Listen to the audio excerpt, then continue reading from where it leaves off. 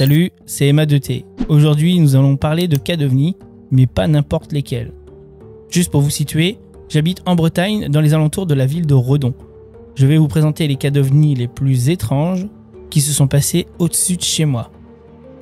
Et c'est pas croyable.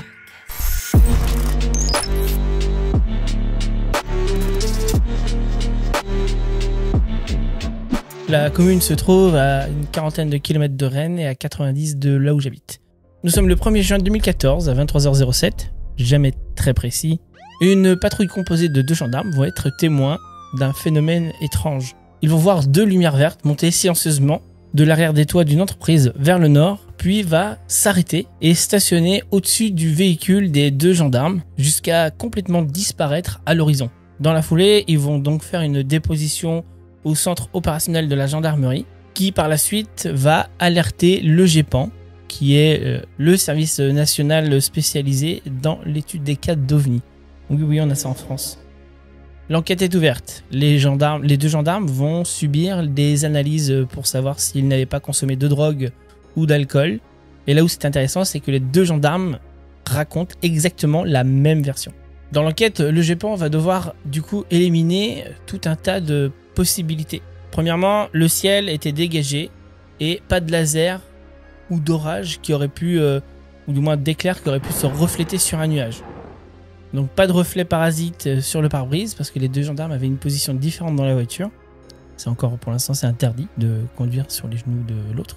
Le côté silencieux de l'observation aussi annule automatiquement tout appareil type drone ou même avion.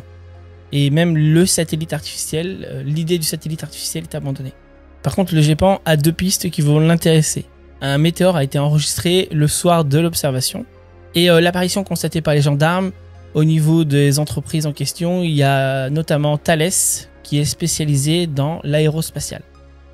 Malheureusement, ces 2 pistes ne vont rien donner. Et elles vont même être abandonnées par le GEPAN. Car la trajectoire du météore ne correspond pas à l'observation et la société Thales va nier toute implication avec l'observation qui a été faite. Donc pour conclure, qu'est-ce que ces 2 gendarmes ont bien pu voir ce soir-là?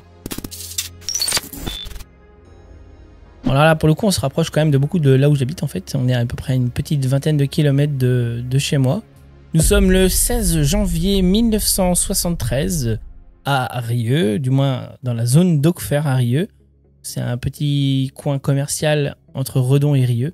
2 hommes partent au travail et ils vont être interrompus par l'arrêt net du moteur de la voiture de la 4L, la voiture du témoin. C'est à ce moment-là qu'ils vont observer un engin très très grand, du moins entre 15 et 20 mètres de long, volant assez bas au-dessus de la commune de Saint-Peyreux, une commune limitrophe, et l'objet va se déplacer au-dessus de la carrière d'Auxerre. Là où ça devient complètement étrange, c'est que l'objet va s'arrêter net dans le ciel pendant presque 2 minutes, comme s'il observait les 2 témoins, qui eux sont complètement choqués et qui ne comprennent pas du tout ce qui se passe. Par la suite, l'objet va repartir à une vitesse fulgurante au-dessus des nuages, le tout sans un seul bruit.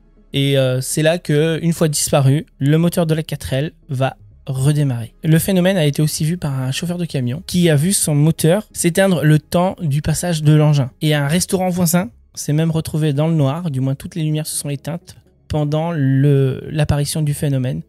Et une fois que l'engin est parti et disparu, les lumières se sont rallumées. Même si les 2 témoins n'en ont jamais vraiment parlé, l'un des 2 est formel. Lui, il a vu un OVNI. Et depuis ce jour, je dis bien depuis ce jour, on est en 1973, il se promène avec un appareil photo au cas où il serait témoin d'un phénomène similaire. Bon alors bien sûr on ne peut ne pas y croire et penser à un phénomène explicable ou naturel, même si j'ai des doutes, mais il y a quand même quelque chose qui m'interpelle dans cette histoire, c'est pourquoi des moteurs thermiques, je dis bien thermiques et pas où il y a 0 électronique quasiment, parce qu'on est en 1973, pourquoi ces moteurs-là se sont arrêtés le temps de la présence de l'appareil, du moins de l'objet dans le ciel, et qu'ils se sont redémarrés tout seuls juste après.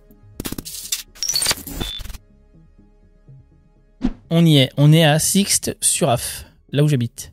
C'est un petit patelin qui se trouve à côté de la Gacilly, qui est connu pour avoir l'entreprise de la marque Yves Rocher et le festival photo. C'est d'ailleurs à Yves Rocher que je travaille depuis pas mal d'années. Pour le phénomène, nous sommes le 20 décembre 2013. Il est 19h quand Arthur, forcément que c'est un nom d'emprunt, et puis on est à côté de la forêt de Brocéliande, donc autant en profiter. Décide de boire un apéro avec son voisin en rentrant du boulot, et c'est quand il va chercher ses affaires dans sa voiture, je précise qu'il n'a pas encore bu, qu'il va voir dans le ciel un point lumineux assez haut, et il va penser tout d'abord que c'est une étoile, mais cette étoile, entre guillemets, va commencer à bouger. Donc là, il va être interloqué et il va commencer à se poser des questions. Il n'a rien sur lui pour filmer. Je rappelle que nous sommes en 2013 et que les smartphones n'existent pas. Il a par contre avec lui une paire de jumelles qui étaient dans sa voiture et il va en profiter pour observer l'objet pendant pratiquement 3 minutes. Ce qu'il va raconter en fait, c'est qu'il n'a jamais vu une lumière aussi intense et que à partir d'un moment, la lumière va virer entre l'orange et le rouge. Et comme Arthur observe le tout avec ses jumelles, il va même pouvoir observer des détails de l'appareil en question. Notamment, il va parler de tuyère.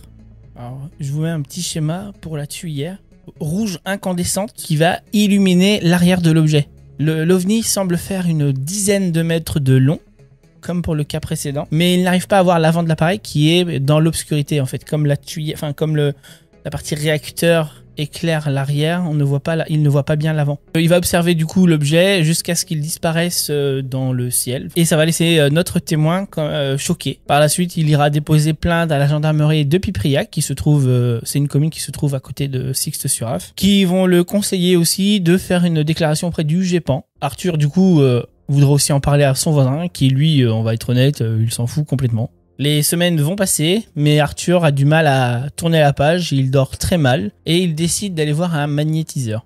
Le magnétiseur va constater un trauma, aussi simple que ça, et conseille à Arthur de dessiner ce qu'il a vu, et c'est ce qu'il a fait.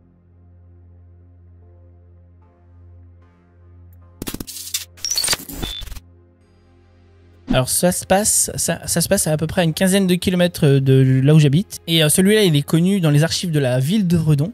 Un peu plus dans la ville de Redon, même s'il s'est passé à Saint-Nicolas de Redon, qui est la commune vraiment limitrophe. Ils sont séparés juste par un pont. Ce cas-là, il est rapide à raconter, mais il est très très étrange. Nous sommes le 28 septembre 1954 sur le site de la Butte Rouge à Saint-Nicolas de Redon.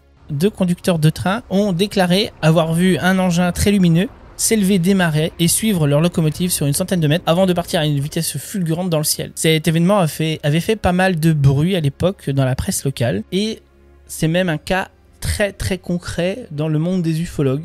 Et là pour cette fois je n'ai pas d'explication. Donc si vous avez des théories, n'hésitez pas dans les commentaires.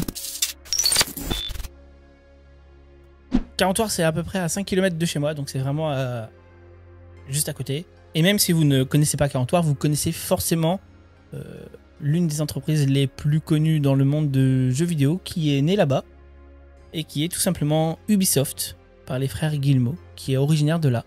Donc oui, j'habite juste à côté de la ville originelle d'Ubisoft. Celui-là aussi est assez court à raconter et on peut aussi le consulter sur le site du GEPAN. Le 1er juillet 1979, à Carentoire, 2 témoins racontent avoir eu des maux de tête intenses au même moment. Et au même instant, un phénomène lumineux se trouve à l'extérieur de leur domicile. Les 2 personnes vont regarder par la fenêtre et vont observer plusieurs faisceaux lumineux éclairer la route. Le truc intéressant, c'est que la presse locale avait fait une petite enquête et avait observé des traces, enfin du moins des zones d'herbe brûlées dans les champs voisins du phénomène apparu. Et non, ce n'était pas Ubisoft qui faisait des essais. Même si on ne parle plus d'OVNI mais de panne, phénomène aérospatial non identifiés, ces phénomènes ont la plupart du temps une explication plus simple ou plus rationnelle. Cependant, nous n'avons jamais été aussi proches d'une révélation majeure de toute l'histoire du monde. Je tiens à préciser aussi que les cas d'OVNI racontés dans cette vidéo font partie des cas inexpliqués. La chance. Au final, le fait de découvrir la vérité sur la présence des extraterrestres n'est-elle pas plutôt le signe d'espoir que nous attendions tous depuis des années et d'apprendre que nous ne sommes pas seuls dans l'univers et pourquoi pas même nous sauver de cette morosité quotidienne en y ajoutant un peu d'extraordinaire?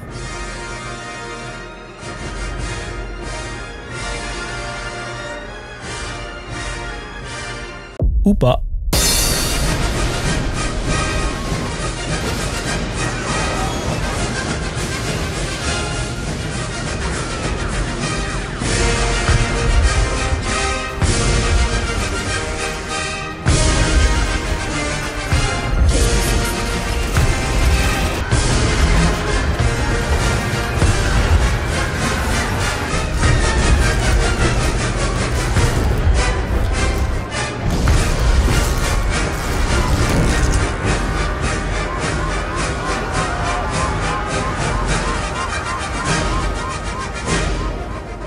C'était Emma 2T et je vous dis à très bientôt pour une prochaine vidéo.